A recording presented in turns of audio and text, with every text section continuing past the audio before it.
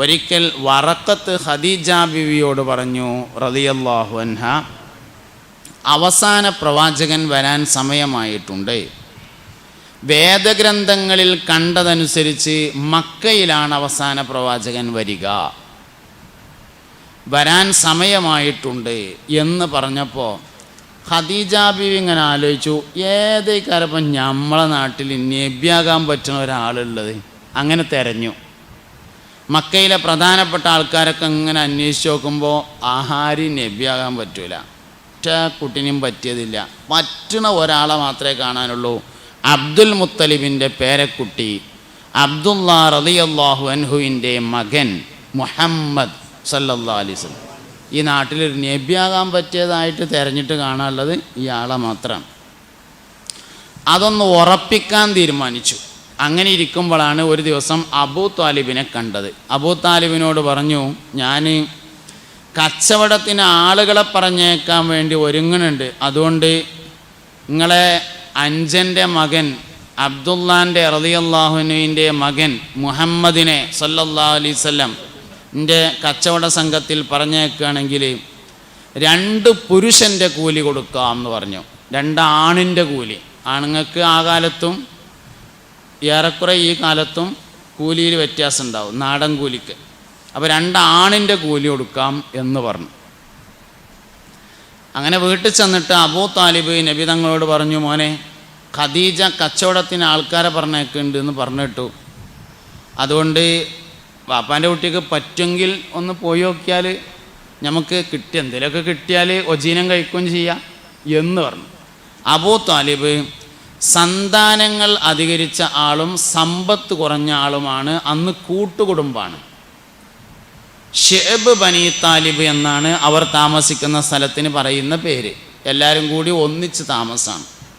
അപ്പോൾ ചെലവ് നടത്തേണ്ട ആൾ അബൂ താലിബാണ്. മൂപ്പര് പൈസ വളരെ കുറഞ്ഞ ആളും മക്കൾ പേരക്കുട്ടികൾ അധികരിച്ച ആളുമാണ്. അപ്പോൾ അബൂ താലിബിനെ സഹായിക്കാം എന്ന് കരുതിയിട്ട് ഖദീജ ബിയുടെ കച്ചവട സംഘത്തിൽ പോകാൻ നബി സല്ലല്ലാഹു അലൈഹി വസല്ലമ തീരുമാനിച്ചു. കച്ചവടത്തിന് ഇങ്ങനെ സെലക്ഷൻ നടക്കുകയാണ്, റിക്രൂട്ട്മെൻറ്റ് റാലി നടക്കുകയാണ്. അപ്പോൾ നബി തങ്ങൾ ഇങ്ങനെ വരുന്നത് തട്ടിൻ പുറത്ത് നിന്ന് ഖദീജ ബി റളിയല്ലാഹു അൻഹ കണ്ടു. വരുന്ന കണ്ടപ്പോൾ വേഗം താഴെ ഇറങ്ങി വന്നു. ഇൻ്റർവ്യൂവിനൊന്നും അറ്റൻഡ് ചെയ്യാതെ തന്നെ അഡ്മിഷൻ കൊടുത്തു. 2 പുരുഷൻ്റെ കൂലി നിശ്ചയിച്ചു. കൂടെ ഒരാളെയും ഏർപ്പാട് ചെയ്തു. മൈസറത്ത് എന്ന ഒരടിമ പുരുഷൻ, പേര് കേട്ടാൽ ചിലപ്പം പെണ്ണാന്ന് തോന്നും, പെണ്ണല്ല, മൈസറത്ത് ആണാണ്. മൈസറത്ത് എന്ന ഒരടിമയെയും ഏർപ്പാട് ചെയ്തു. അങ്ങനെ മൈസറത്തിനാകെ ഒരു പണിയുള്ളൂ, കച്ചവടമല്ല. കച്ചവടത്തിന് വേറെ ആൾക്കാരുണ്ട്, കച്ചവടത്തിന് വേറെ ആൾക്കാർ ഏർപ്പാട് ചെയ്തിട്ടുണ്ട്. മൈസറത്തിന് പണി എന്താ വെച്ചാൽ യാത്രയുടെ ഇടയിൽ വല്ല അത്ഭുതങ്ങളും കാണുന്നുണ്ടോ എന്നത് നിരീക്ഷിക്കുകയും വള്ളിപുള്ളി വ്യത്യാസമില്ലാതെ പറഞ്ഞു തരികയും ചെയ്യണം എന്നതാണ് മൈസറത്തിൻ്റെ ഡ്യൂട്ടി. അങ്ങനെ യാത്രാസംഘം തിരിച്ചു. മേഘങ്ങൾ നിഴലിട്ട് കൊടുക്കുന്ന അത്ഭുത ദൃശ്യം മൈസറത്ത് കണ്ടു. വഴിയിൽ വിശ്രമിക്കാനിരിക്കുന്ന സമയത്ത് നെസ്തൂറ എന്ന പേരായ ഒരു പുരോഹിതൻ വരുന്നതും, അതിൻ്റെ കുഴപ്പമല്ല, മൈക്കൻ്റെ കുഴപ്പമാണ്. നെസ്തൂറ എന്ന ഒരു പുരോഹിതനെ കാണുന്നതും അയാൾ ഇത് അവസാനത്തെ പ്രവാചകനാണ് എന്ന് പറയുന്നതും മൈസറത്ത് കണ്ടു. ആ കച്ചവടത്തിനൊരു അത്ഭുതം ഉണ്ടായി.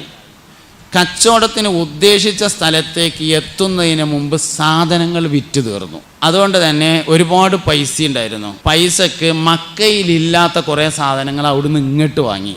എന്നിട്ട് മടക്കയാത്ര ഉണ്ടായി. തിരിച്ചു വന്നപ്പോൾ ഇത് വിറ്റ് നോക്കുമ്പോൾ പിന്നിൽ ലാഭം കിട്ടി.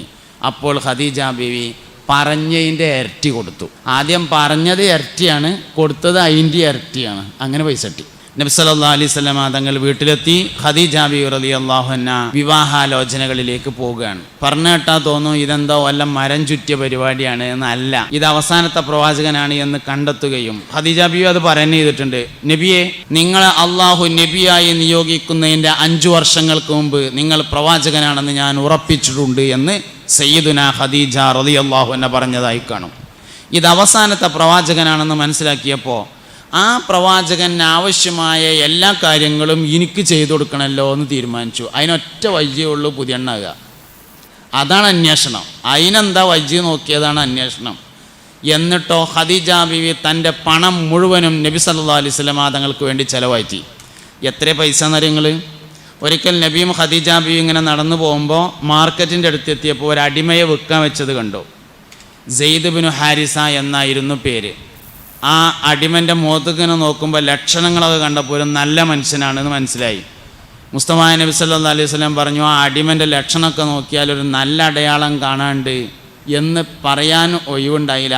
ഖദീജ ബീവി വാങ്ങാൻ തീരുമാനിച്ചു. 400 സ്വർണ്ണ നാണയങ്ങൾക്കാണ് അന്ന് സെയ്ദ് ബിനു ഹാരിസിനെ വാങ്ങിയത്, സ്വതന്ത്രനാക്കി. ഇന്നത്തെ കണക്കിന് 11 കോടി രൂപ. ഏകദേശം ഞാൻ കണക്കൂട്ടി പറഞ്ഞതാണ് ഒരു ഐഡിയ കിട്ടാൻ വേണ്ടിയിട്ട്. നമ്മൾ വിചാരം നമ്മളെ പൈസക്കാരുള്ളൂ എന്നാ. നമുക്ക് അങ്ങനെ ഒരു തോന്നലുണ്ട്, നമ്മളാണ് വലിയ പൈസക്കാരെന്ന്. ഇന്നത്തെ കണക്കിനത് വെച്ചാലേ 11 കോടി ഉറുപ്പ്യുണ്ട്.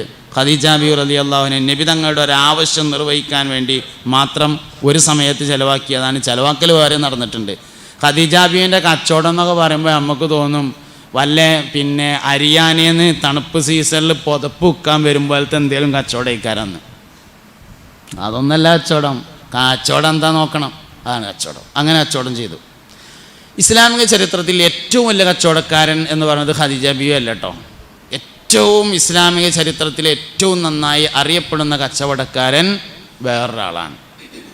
മക്കയിൽ നിന്ന് മദീനയിലേക്ക് നബിയും സഹാബത്തും ഹിജറ വന്ന സമയത്ത് നബി തങ്ങൾ ആദ്യമായി ചെയ്തത് തൻ്റെ കൂടെ മദീനയിലേക്ക് വന്ന മുഹാജിരീങ്ങളായ ആളുകളെ അൻസാരികളായ ഓരോരുത്തർക്ക് ഏൽപ്പിച്ചു കൊടുക്കലാണ് ആദ്യം ചെയ്തത്. ചങ്ങായിമാരാക്കി കൊടുക്കുക. വേറെ എവിടേക്കും പോകാനൊന്നുമില്ലല്ലോ, വേറൊരു സ്ഥലത്തേക്കും പോകാനില്ല. അതുകൊണ്ട് ഓരോ മുഹാജിരിങ്ങളെ ഓരോ അൻസാരിങ്ങൾക്ക് ഏൽപ്പിച്ചു കൊടുത്തു. അവർക്ക് ആവശ്യമായ ഭക്ഷണങ്ങൾ ഉള്ളേന്ന് കൊടുക്കുക എന്നതായിരുന്നു പരിപാടി. അങ്ങനെ മുസ്തഫ നബി സല്ലല്ലാഹു അലൈഹി വസല്ലം തങ്ങൾ മുഹാജിരിങ്ങളിൽപ്പെട്ട ഓരോ ആളുകളെ അൻസാരികളായ ആളുകൾക്ക് ഇങ്ങനെ ഏൽപ്പിച്ചു കൊടുത്തുകൊണ്ടിരിക്കുകയാണ്. ഓരോരുത്തരും പെരയെ കൊണ്ടുപോയിട്ട് ഭക്ഷണം കൊടുക്കുന്നതൊക്കെ ഒരുപാട് അത്ഭുതങ്ങളാണ്. ഞാനതിലേക്ക് വരാം. അതിനു മുമ്പ് ഖദീജ ബീവി റളിയല്ലാഹു അൻഹയും നബി സല്ലല്ലാഹു അലൈഹി വസല്ലമയും തമ്മിലുള്ള വിവാഹം നടന്നതിന് ശേഷം നബി തങ്ങളുടെ കച്ചവടം വല്ലാതെ മുന്നോട്ട് പോയിട്ടില്ല. കുറച്ചു കാലം അല്ലറ ചില്ലറ കച്ചവടങ്ങളൊക്കെ ഉണ്ടായിട്ടുണ്ട് എന്നതാണ്. മുസ്തഫ നബി സല്ലല്ലാഹു അലൈഹി വസല്ലം തങ്ങൾ കച്ചവടക്കാരനായിരുന്നു. സിദ്ദീഖുൽ അക്ബർ റളിയല്ലാഹു അൻഹു കച്ചവടക്കാരനാണ്. എന്താ സിദ്ദീഖ് റളിയല്ലാഹു അൻഹുവിൻ്റെ കച്ചവടം? തുണിഷാപ്പാണ്. തുണി വ്യാപാരിയായിരുന്നു. മൂപ്പര വാപ്പാക്ക് ജ്വല്ലറിയാണ്. അബൂബക്കർ സിദ്ദീഖ് റളിയല്ലാഹു അൻഹുവിൻ്റെ വാപ്പ അബൂ ഖുഹാഫ എന്നാണ്. ഒറിജിനൽ പേര് ഉസ്മാനാണ്. അറിയപ്പെടുന്ന പേരാണ് അബൂ ഖുഹാഫ. മൂപ്പര ഒറിജിനൽ പേര് ഉസ്മാൻ എന്നാണ്. ഉസ്മാൻ എന്നവർക്ക് ജ്വല്ലറിയാണ് പറഞ്ഞാൽ ഇന്നത്തെ മാതിരത്തെ ജ്വല്ലറി അല്ല. അന്നത്തെ ജ്വല്ലറി ഒരു വ്യത്യാസമുണ്ട്. പടച്ചോന്മാരുണ്ടാക്കി വെക്കുക. സ്വർണം കൊണ്ടുള്ള പടച്ചോന്, വെള്ളി കൊണ്ടുള്ള പടച്ചോന്, പഞ്ചലോഹങ്ങളെ കൊണ്ട് നിർമ്മിച്ച പടച്ചോന്മാർ, ഇങ്ങനെയൊക്കെയുള്ള നല്ല നല്ല പടച്ചോന്മാരുണ്ടാക്കിയിട്ട് വിൽക്കുന്ന കച്ചവടമാണ്. അതാണ് അന്നത്തെ ജ്വല്ലറി. ലോഹങ്ങൾ ഉപയോഗിച്ചുകൊണ്ടാണ് ഉണ്ടാക്കിയിരുന്നത്. സ്വർണം കൊണ്ടും വെള്ളി കൊണ്ടൊക്കെ ഉള്ള വിഗ്രഹങ്ങൾ ഉണ്ടാക്കി വിൽപ്പന നടത്തുന്ന ആളായിരുന്നു മഹാന. അപ്പോൾ 2 കച്ചവടമായി. ഇന്നത്തെ ഏറ്റവും വലിയ 2 കച്ചവടമാണ്. ഒന്ന് ജ്വല്ലറിയും ഒന്ന് തുണിഷാപ്പും. വാപ്പാക്ക് ജ്വല്ലറിയാണ്, മകന് തുണിഷാപ്പാണ്. സിദ്ദീഖ് റളിയല്ലാഹു അൻഹുവിന് തുണി വ്യാപാരമാണ്.